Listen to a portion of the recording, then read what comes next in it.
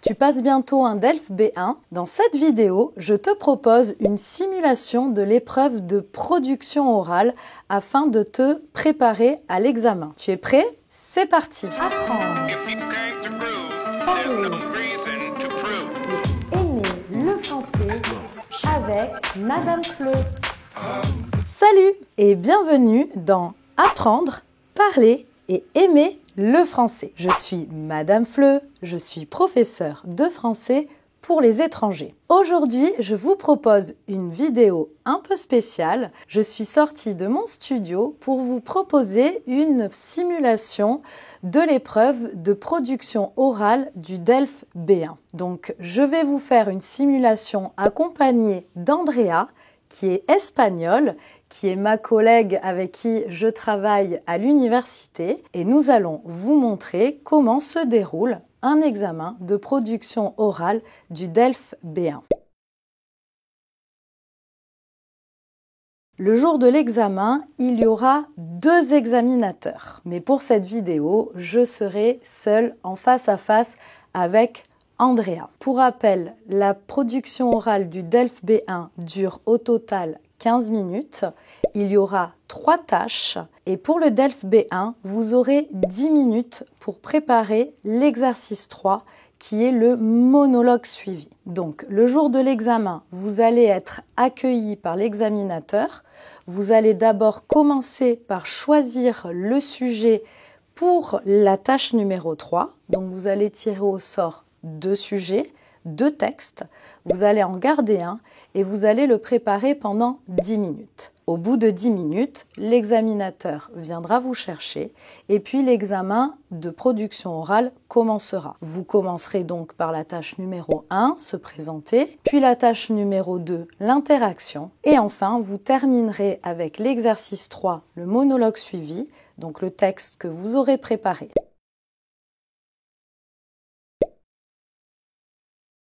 Vous allez tirer au sort 2 sujets pour la tâche numéro 3. Ce sont 2 textes, donc vous lisez les titres et vous me dites le texte que vous souhaitez préparer pendant 10 minutes. D'accord.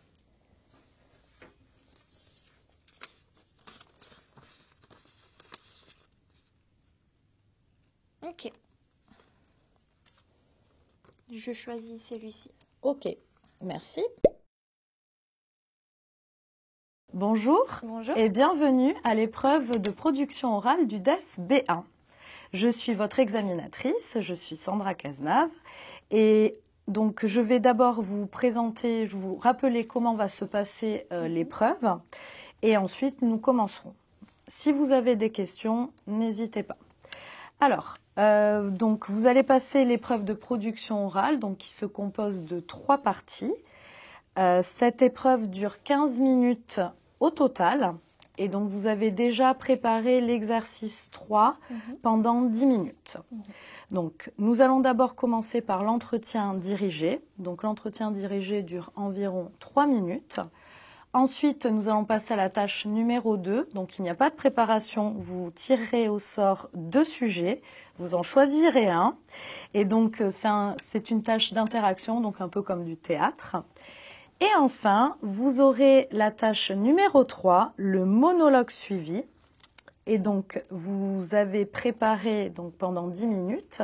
Vous ferez un petit exposé d'environ 3 minutes et ensuite nous discuterons. Donc, l'épreuve dure au total 5 à 7 minutes.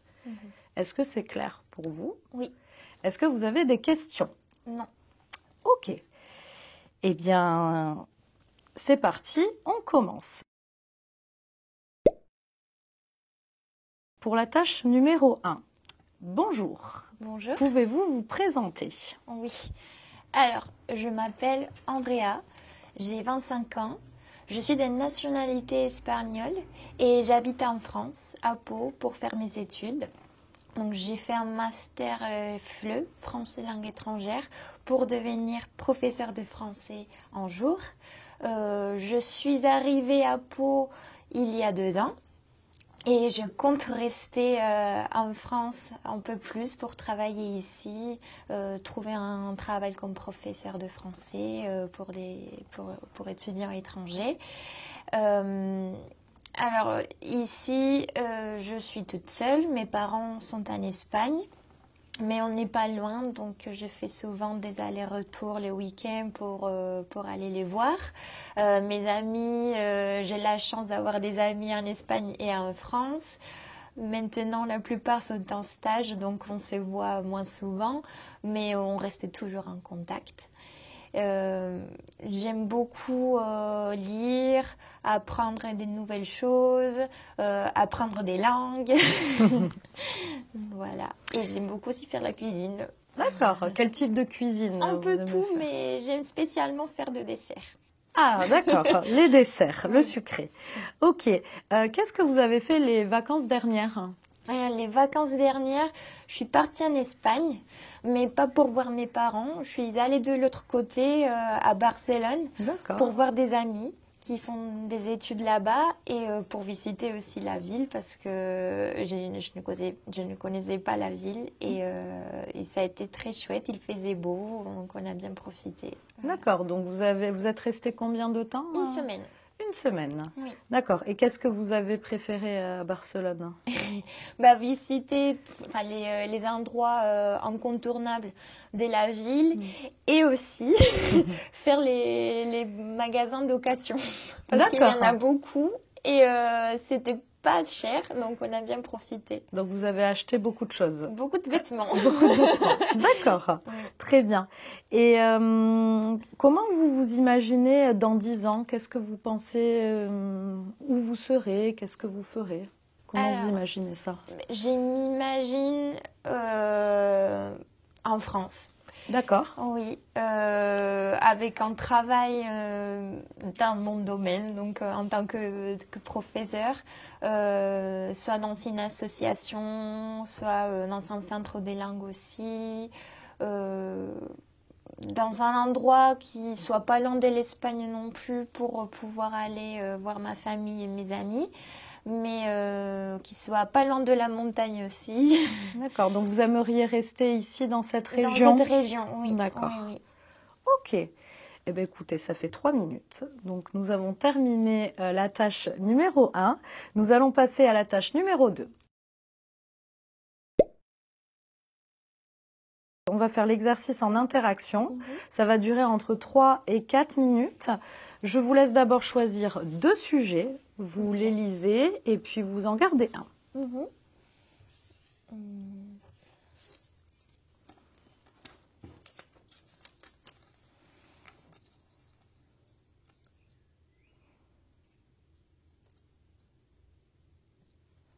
Ok.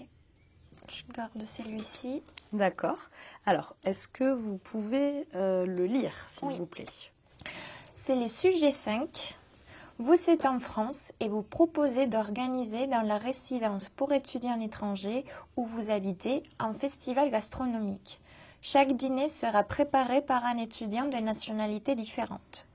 Le responsable de la résidence trouve ce projet difficile à réaliser. Vous insistez. D'accord. Donc, moi, je joue le rôle du directeur de la résidence et vous, vous êtes l'étudiante. Ok. D'accord? Vous êtes prête? Oui. Allez, je mets le chrono. C'est parti. Bonjour.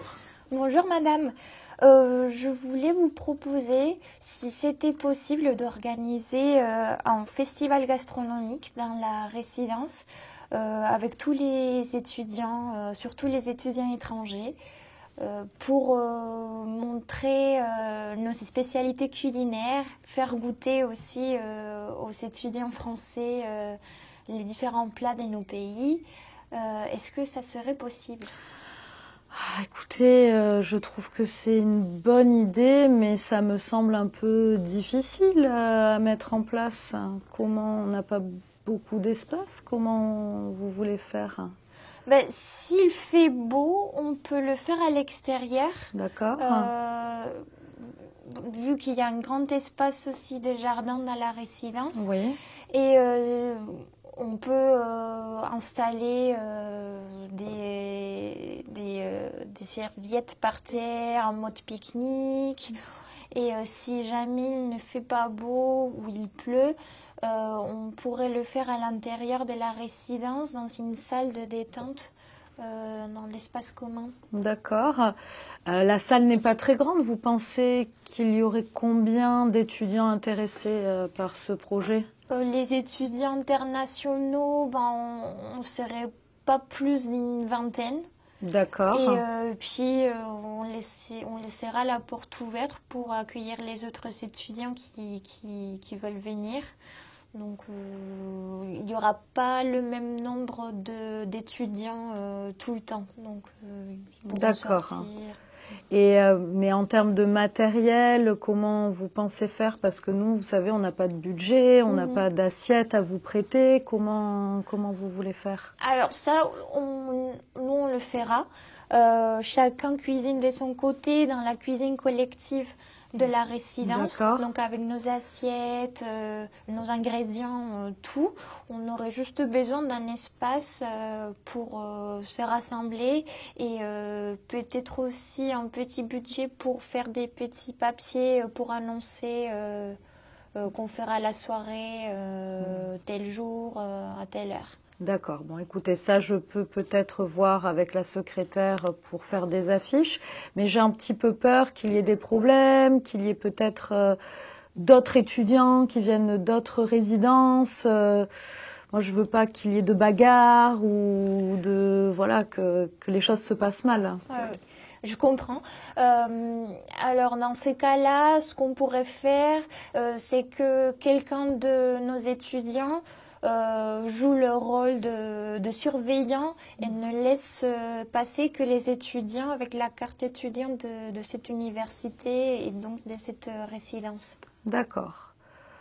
Ben écoutez, pourquoi pas? Vous aimeriez l'organiser quand?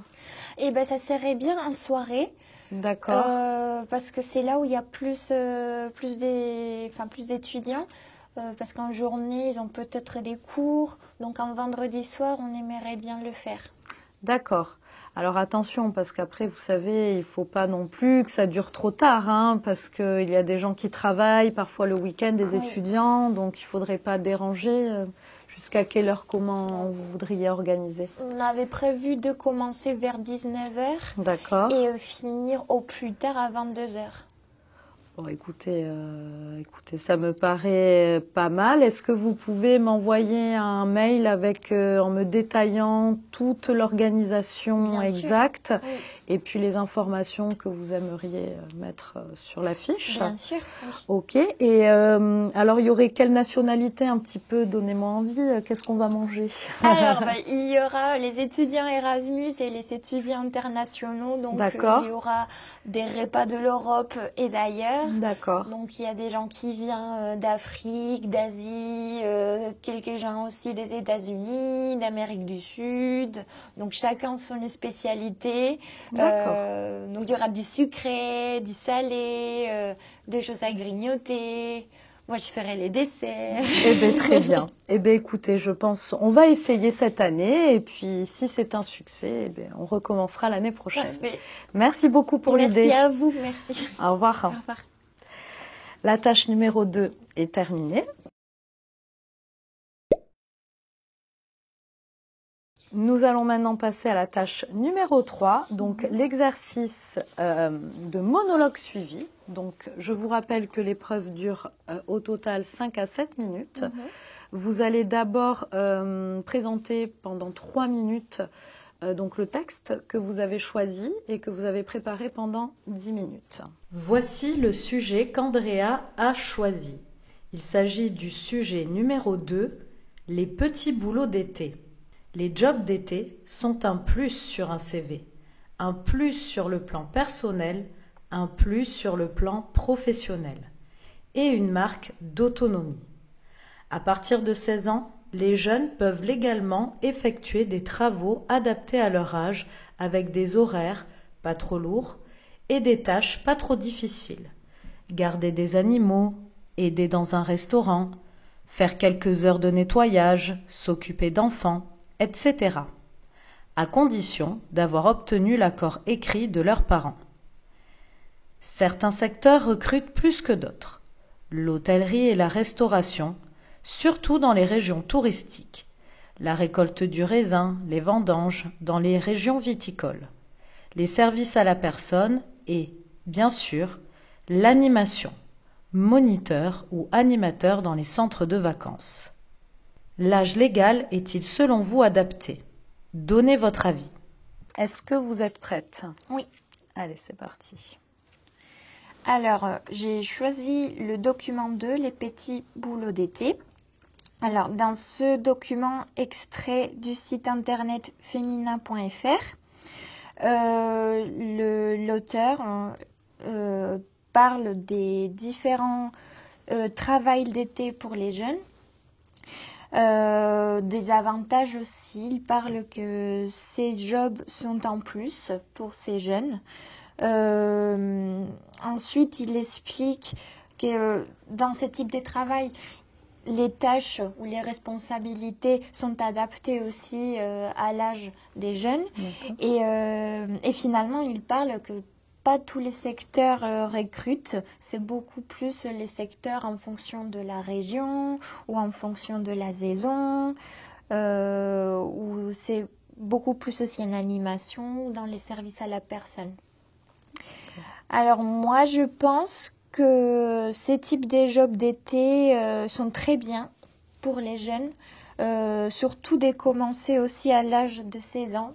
Moi, je trouve que il est bien, enfin, c'est bien adapté et pour développer l'autonomie des jeunes, pour être aussi conscient des responsabilités dans le monde professionnel, pour connaître vraiment la valeur de l'argent et n'est pas demander à papa et maman de nous prêter de l'argent pour X raisons.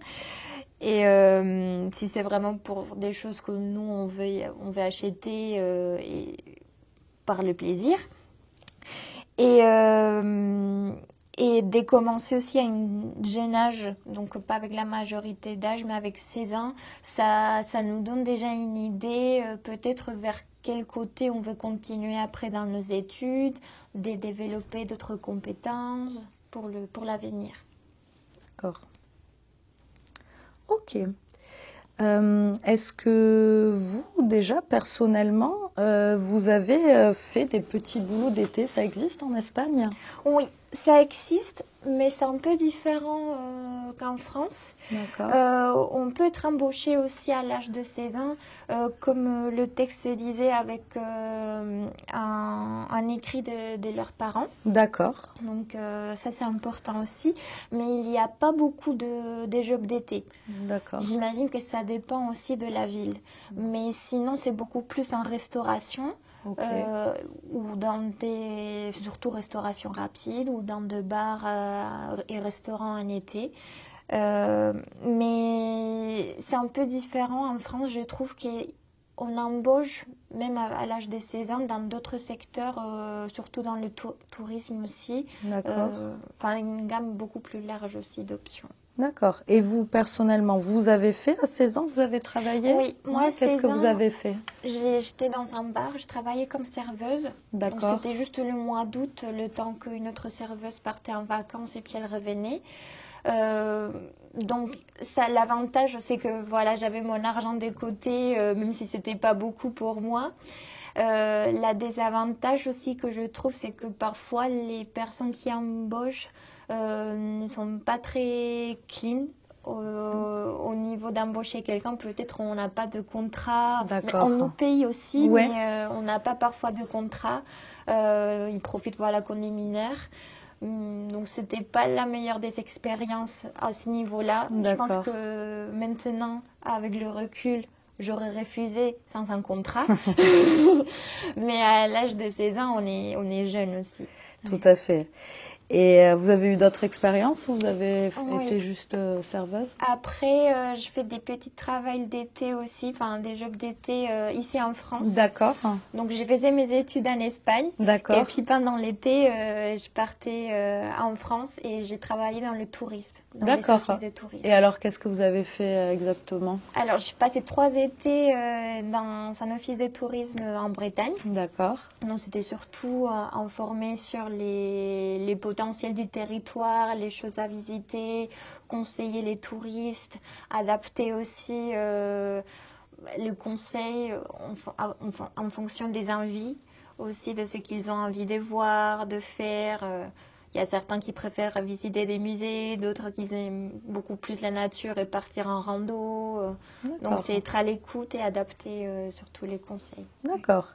Et alors, quand vous avez parlé de votre travail en Espagne, vous avez eu un petit salaire. Est-ce que, parce qu'en France, souvent, on est un peu moins bien payé, est-ce que c'est pareil en Espagne? Est-ce qu'ils payent de la même manière, on va dire, une personne majeure et un jeune? Non, je pense que les jeunes... vu que parfois on n'ose pas trop à parler, ou enfin pas à imposer, mais au moins à dire les choses qu'on aime, ils profitent. D'accord. Ils profitent de nous. Mais c'est une expérience aussi pour nous d'apprendre, j'ai l'impression. Et niveau de salaire, la restauration par exemple, c'est pas très bien payé, mais je pense que c'est plus ou moins comme en France. D'accord. C'est pas très bien payé par rapport aux heures qu'on travaille. Eh voilà. oui. Ouais. Et alors, dernière petite question. Voyez dans le texte, la première phrase, l'auteur dit « Les jobs d'été sont un plus sur un CV, un plus sur le plan personnel, un plus sur le plan professionnel. » Alors, est-ce que vous en avez un petit peu parlé, mais est-ce que vous pourriez un peu plus développer, par exemple, qu'est-ce que ça veut dire pour vous, un plus sur le plan personnel ? Sur le plan personnel, je pense que c'est beaucoup plus les compétences et les qualités personnelles qu'on va développer grâce à ce travail, grâce aux personnes aussi qu'on va rencontrer, soit les clients, si c'est un travail face au public, soit avec les collègues aussi du travail. On n'est pas les mêmes quand on commence à travailler, sans l'expérience de ce travail, qu'après quand on finit. Ok. Eh bien, écoutez, ça fait 7 minutes. Donc, la tâche numéro 3 est terminée et l'épreuve de production orale du DELF B1 est terminée. Merci beaucoup. Merci. Et voilà, j'espère que cette vidéo vous sera utile. N'hésitez pas, si vous passez bientôt un examen DELF B1, à venir partager en commentaire les sujets sur lesquels vous serez tombé. Ça pourra être utile à de nombreuses personnes. Si vous avez aimé cette vidéo, n'hésitez pas à me mettre un like, ça fait toujours très plaisir et puis ça m'encourage beaucoup. Et n'oubliez pas non plus de vous abonner à ma chaîne pour ne pas manquer de futures vidéos. Je vous dis à très bientôt. Ciao, ciao!